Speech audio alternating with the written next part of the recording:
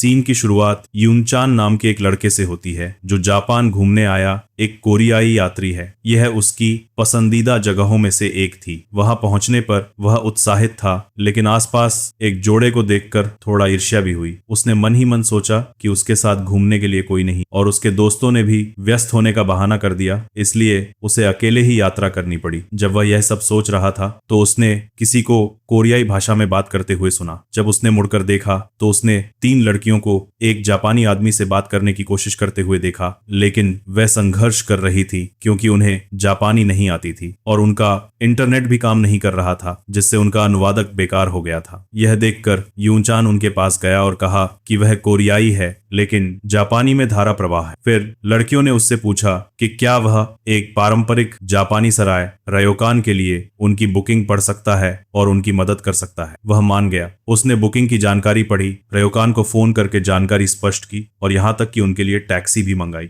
एक लड़की उसकी जापानी भाषा की दक्षता से बहुत प्रभावित हुई। यूनचान ने मन ही मन सोचा कि उसने यह भाषा एनीमे देखकर सीखी थी और उसने कभी नहीं सोचा था कि यह इतनी उपयोगी होगी। जैसे ही वह जाने वाला था, एक लड़की ने पूछा कि वह कहाँ ठहर रहा है। उसने बताया कि वह पास के एक हॉस्टल में ठहर रहा है। यह सुनकर उसने सुझाव दिया कि अगर उसे कोई आपत्ति न हो तो वह उनके साथ ठहर सकता है। यूनचान इस प्रस्ताव से बहुत खुश हुआ। हालांकि बाकी लड़कियां शुरू में इस विचार से असहमत थीं, लेकिन पहली लड़की ने तर्क दिया कि चूंकि उनमें से कोई भी जापानी नहीं बोलता है, इसलिए उसकी मदद के बिना काम चलाना बहुत मुश्किल होगा। उसने जोर देकर कहा कि वे पूरी तरह से एक अनुवादक पर निर्भर हैं जो फिलहाल उपलब्ध नहीं है। यूनचान ने थोड़ी देर के लिए सोचा कि क्या यह कोई जाल तो नहीं है, लेकिन लड़की ने उसे आश्वस्त किया और स्पष्ट किया कि उनकी कोई बुरी मंशा नहीं है। उसने मजाकिया अंदाज में कहा कि उसकी मदद के बदले में उसे बस उन्हें एक महंगा ड्रिंक खरीदना होगा। राहत महसूस करते हुए यूनचान मान गया और वे सभी एक साथ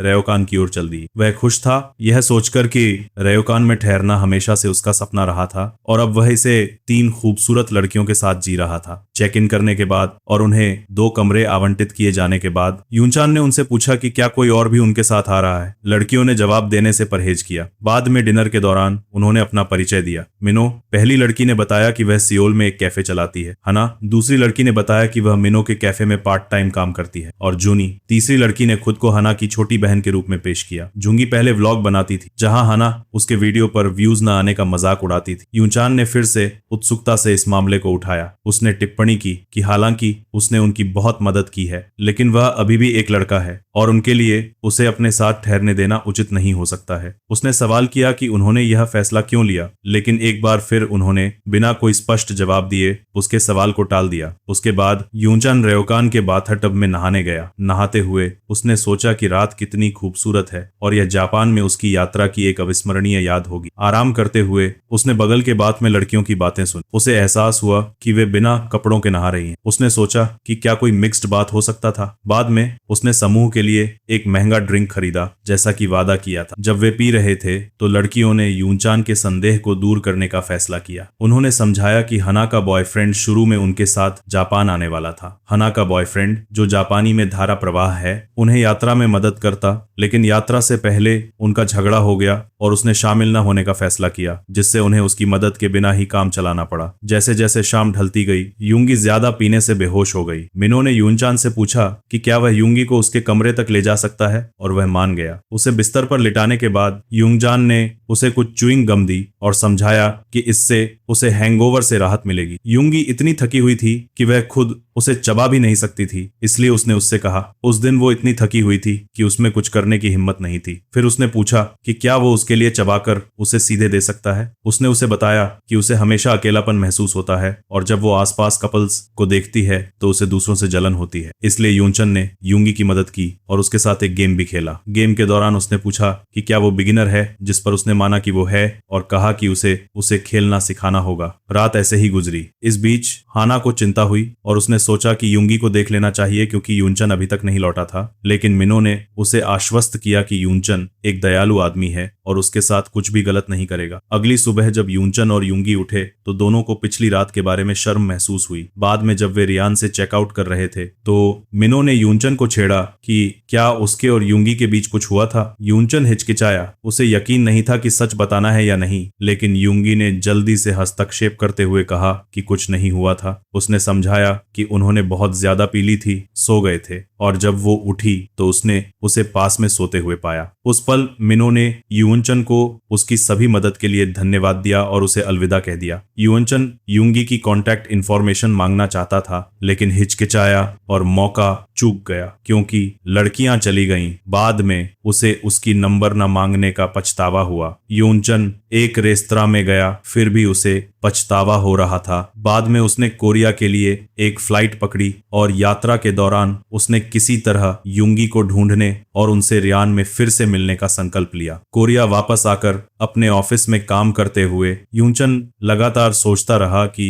युंगी जेड को ढूंढना कितना मुश्किल होगा, जो उसके ऑफिस की एक लड़की है। यूनाई ने उसकी उदास अभिव्यक्ति देखी और पूछा कि छुट्टियों से लौटने के बाद वो इतना परेशान क्यों दिख रहा है। यूनाईचन ने इसे टाल दिया और कहा कि कुछ नहीं है। फिर यूनाई ने सुझाव दिया कि उन्हें ड्रिंक के लिए बाहर जाना चाहिए। यूनचन यून के साथ ड्रिंक के लिए जाने को राजी हो गया। जब वे एक साथ बैठे तो उसने सोचा कि कैसे ऑफिस के अन्य कर्मचारी अक्सर उन्हें यह कहकर चिढ़ाते थे कि वे एक परफेक्ट कपल की तरह दिखते हैं। हालांकि एक दिन यून ने सभी को यह खुलासा करके चौंका दिया कि वो एक शादीशुदा महिला है और उसका एक बच्चा भी है। उसने ऐसे मजाक करने के लिए उन्हें डांटा था और उस दिन से उसने यूनचन से दूरी बनाए रखी थी। हालांकि अब उसने अप्रत्याशित रूप से उसे ड्रिंक के लिए आमंत्रित किया था और वो मान गया। उनकी बातचीत के दौरान यून ने उससे पूछा कि उसकी यात्रा कैसी रही। यूनचन ने जवाब दिया कि यह अच्छी थी, लेकिन यून ने उसकी उदास अभिव्यक्ति देखी और उस पर और दबाव डालते हुए पूछा कि वो परेशान क्यों दिख रहा है। आखिरकार यूनचन ने कबूल किया कि वो अपनी यात्रा के दौरान एक लड़की से मिला था जो उसे पसंद आ गई थी। उसने उसका कांटेक्ट नंबर नहीं लिया था और अब उसे यकीन नहीं है कि उसे कैसे ढूंढा जाए। यून ने सुझाव दिया कि उसे किसी भी सुराग को याद करने की कोशिश करनी चाहिए जो लड़की ने उसे दिया हो और सुराग के लिए उनकी बातचीत पर विचार करना चाहिए। ड्रिंक के बाद यूनचन ने उसे धन्यवाद दिया, अलविदा कहा और घर लौट आया। बिस्तर पर लेटे हुए उसने सोचना शुरू कर दिया कि युंगी ने क्या सुराग छोड़ा होगा। फिर उसे अचानक वो पल याद आया जब युंगी व्लॉग बना रही थी और हाना उसे अपने वीडियो पर व्यूज न मिलने के लिए चिढ़ा रही थी। प्रेरित होकर युंगी ने यूट्यूब पर उसके व्लॉग्स खोजे और आखिरकार उसका चैनल मिल गया। वीडियो के माध्यम से उसे एक ईमेल एड्रेस मिला और बिना किसी हिचकिचाहट के उसने युंगी को एक ईमेल भेजा। अगले दिन जब यूनचन उठा तो उसने अपने ईमेल का जवाब देखा। इसमें युंगी ने लिखा था कि उसे उसकी याद आ रही है और उसने कैफे का पता शामिल किया था। उत्साहित होकर उसने उस रात कैफे जाने का फैसला किया। हालांकि जब वो पहुंचा तो उसने देखा कि कैफे बंद होने वाला है और अंदर केवल माइनो सफाई कर रही है। माइनो ने उसका अभिवादन किया और पूछा कि क्या वो किसी को ढूंढ रहा है। फिर उसने उसे बताया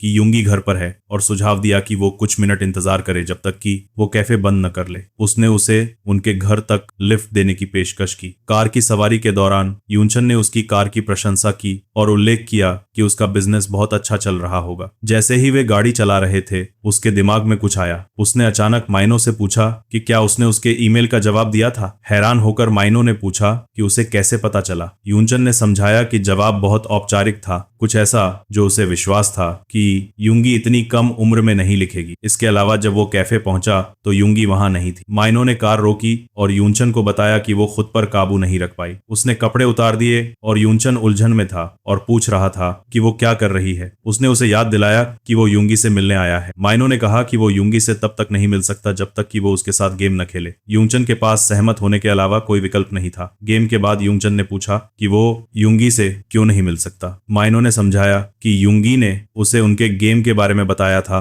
और वो असहज महसूस कर रही थी क्योंकि उसने किसी ऐसे व्यक्ति के साथ खेला था जिसे वो डेट नहीं कर रही थी। उसमें उससे दोबारा मिलने की हिम्मत नहीं थी। युंगी से बात करने के लिए चान को दुख हुआ ये सोचकर कि यूनी अब उससे मिलना नहीं चाहती। मीनो ने उसे चिंता न करने के लिए कहा और युंगी से बात करने का वादा किया, लेकिन बदले में उसने यून चान को उसके साथ और गेम खेलने के लिए कहा। यून चान मान गया। अगले दिन युंगी यून चान के बारे में सोच रही थी और अनिश्चित थी कि उसे उसके ईमेल का जवाब देना चाहिए या नहीं। उसे चिंता थी कि वह उसके बारे में गंभीर नहीं हो सकता है। जब वह एक सोलो गेम खेल रही थी, हाना उसके कमरे में आई और उसने अपनी बहन को इस तरह देखा। कमरे से निकलने के बाद हाना युंगी के बारे में सोचने लगी कि क्या वह खेलते समय किसी आदमी के बारे में सोच रही थी, जबकि युंगी आमतौर पर पुरुषों को पसंद नहीं करती थी। युंगी ने आखिरकार यून चान के ईमेल पर एक टेक्स्ट मैसेज भेजा। अगले सीन में यूनन को अपने ऑफिस में देर तक काम करते हुए दिखाया गया है। जब यून ने उसे अपने साथ डिनर करने के लिए कहा, इससे पहले कि वह जवाब दे पाता, उसे मीनो का फोन आया जो नशे में थी और उसने उससे घर छोड़ने के लिए कहा। यून चान ने यून से माफी मांगी और मीनो की मदद करने चला गया। वह मेओ को अपनी कार में ले गया और उसे घर ले गया, जबकि उसे इतना पीने के लिए डांट रहा था। हालांकि मीनो ने उसे लात मारी और डांटा, यह पूछते हुए कि क्या वह उसे शराबी समझता है। यून चान ने जवाब दिया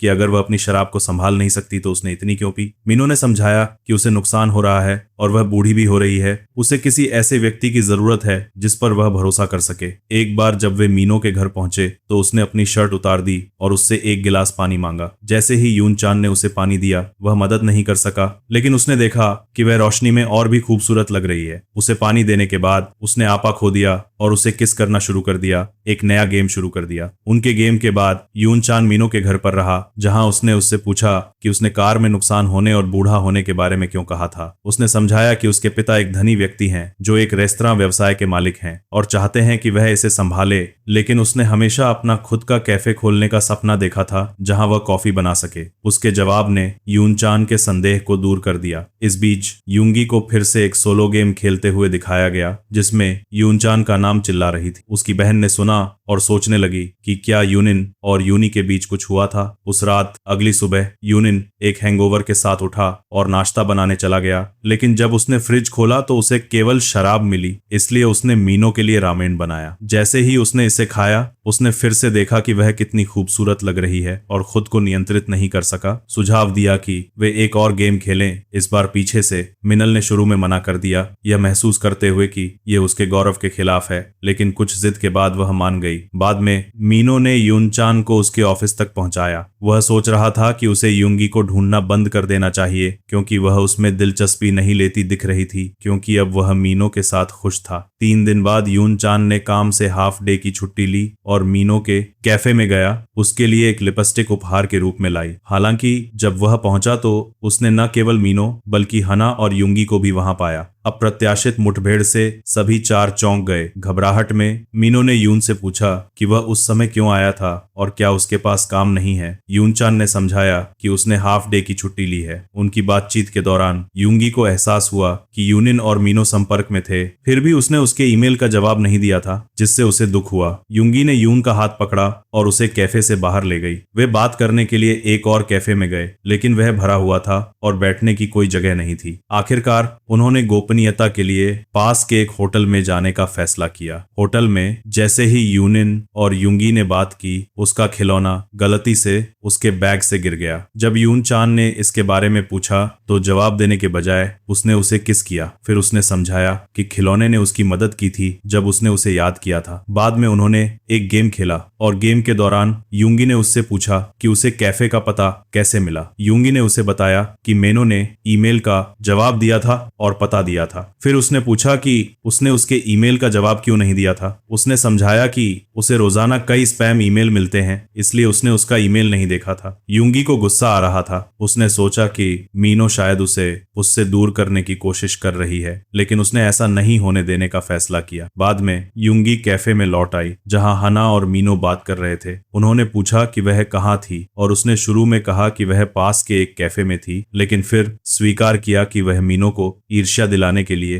होटल गई थी। उसने मीनो का सामना करते हुए पूछा कि उसने यूनिन के साथ मिलने का उल्लेख क्यों नहीं किया था। मीनल ने जवाब दिया कि चर्चा करने के लिए कुछ भी महत्वपूर्ण नहीं था। इससे उनके बीच एक गुस्सा भरी बातचीत हुई। यह सुनकर कि यूनचान और यूंगी होटल गए थे, हना को गुस्सा आ गया और उसने अपनी बहन से कहा कि वह यूनिन को कुछ भी बुरा नहीं करने देगी। संयोग से यून भी कैफे में थी और उसने उनकी बातचीत सुनी। उसने पहचाना कि वह यूनिन के बारे में बात कर रहे थे और इस बात पर हैरानी जताई कि वह लड़कियों के बीच कितनी लोकप्रिय थी। यूनी यह सोच रही थी कि उन सभी का उसके साथ कैसा रिश्ता है। 2 दिन बाद यूनी को काम पर प्रमोशन मिला और उसके बॉस ने उसे ऑफिस के सभी कर्मचारियों के साथ डिनर पर आने का न्योता दिया, लेकिन उसने यह कहकर मना कर दिया कि उसे अपने बच्चे के साथ समय बिताने के लिए जल्दी घर जाना है। बाद में यूनाई से यूनचन को एक मैसेज मिला जिसमें उसने उसे प्रमोशन का जश्न मनाने के लिए ट्रीट देने की पेशकश की। वह मान गया और वह उसे मैनो के कैफे ले गई जहां उसने केक की तारीफ। मीनो उसे देखकर चौंक गई और तुरंत उस पर चिल्लाते हुए पूछा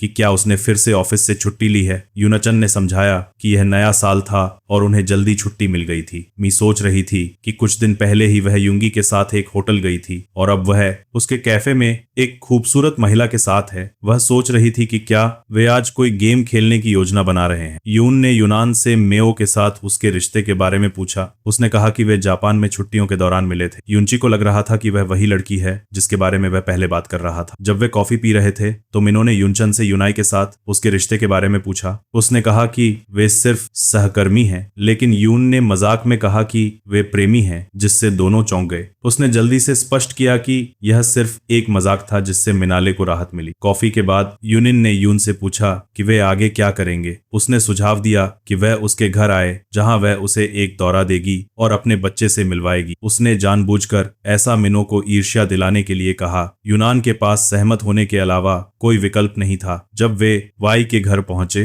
तो वह उसके बच्चे से मिला। बाद में यून अपने कपड़े बदलने चली गई और यूनचन को बच्चे के साथ अकेला छोड़ गई। बच्चे ने उससे पूछा कि उसकी माँ के साथ उसका क्या रिश्ता है। यूनचन ने जवाब दिया कि वे सबसे अच्छे दोस्त हैं। बच्चे ने उसे चेतावनी दी कि वह उसकी माँ को परेशान न करे। जब यूनाई वापस आई तो उसने थोड़े भड़काऊ कपड़े पहने हुए थे, जिससे यूनचन अपनी नजरें नहीं हटा पाया। इसके बाद उसका बच्चा अपने एक दोस्त के घर खेलने चला गया और यूनचन और यूनाई अकेले रह गए। उसके बाद यूनाई ने यूनचन को उसके साथ फिल्म देखने के लिए आमंत्रित किया। देखते समय उसने खुद को उसके शरीर को चुराई हुई नजरों से देखते हुए पाया। यह देखकर यूनची ने उससे पूछा कि वह उसे क्यों घूर रहा है। यूनचन ने जल्दी से टॉपिक बदलते हुए उससे पूछा कि उसके पास शादी की कोई तस्वीर क्यों नहीं है। उसने उसे अपनी और अपने बेटे की एक तस्वीर दिखाई और फिर जैसे ही उसने अपना सिर उसके कंधे पर टिकाया, उसने खुलासा किया कि उसका तलाक हो चुका है। उसने समझाया कि अपने बेटे को जन्म देने के बाद उसका पति उनके लिए पूरी तरह से अजनबी बन गया था।